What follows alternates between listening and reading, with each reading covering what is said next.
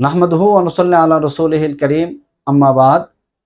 সম্মানিত দর্শক, কাছে এবং দূরে যে যেখান থেকে দেখছি, মাদ্রাসা ফাতিমাতুজ জাহরা রাদিয়াল্লাহু তাআলা আনহা এবং মারকাজুল ফুরকান ইন্টারন্যাশনাল মাদ্রাসা, পূর্ব রসুলপুর ৮ নং রোড, রনি মার্কেটের পূর্ব দিকে, কামরাঙ্গীচর, ঢাকা এর দাওয়াতি স্টুডিও থেকে আমরা একটি মাসআলা আলোচনা করব। এটাও বহুল প্রচলিত মাসআলা, অনেকেই জানতে চেয়েছেন যে ট্রেনের টিকিট ছাড়া সফর করার হুকুম। অনেকেই দেখা যায় টিকিট মাস্টার অথবা টিটির অনুমতি নিয়ে ট্রেনে টিকিট ছাড়াই ট্রেনে সফর করে, এর হুকুম কি? আসলে কারো সম্পদ তার অনুমতি ছাড়া ব্যবহার করা জায়েজ নেই। আর ট্রেন যেহেতু এটা সরকারি সম্পদ, তাই ট্রেনের টিকিট ছাড়া সফর করা এটা জায়েজ নেই।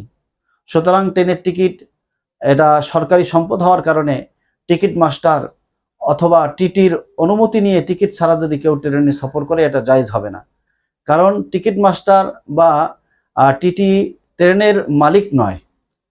আর মালিকবিহীন ভ্রমণ করানোর অনুমোদন দেওয়ার, মানে টিকিটবিহীন ভ্রমণ করানোর অনুমোদন দেওয়ার অধিকারও তারা প্রাপ্ত নয়। এজন্য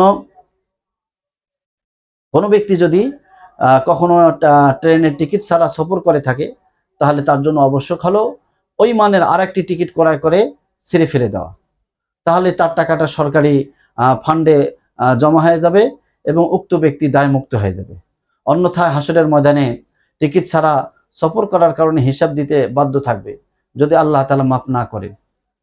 আশা করি সকলের মাসআলাটি বুঝে এসেছে এবং আমরা এইভাবে আমল করার চেষ্টা করব। আল্লাহ তাআলা তৌফিক দান করুন।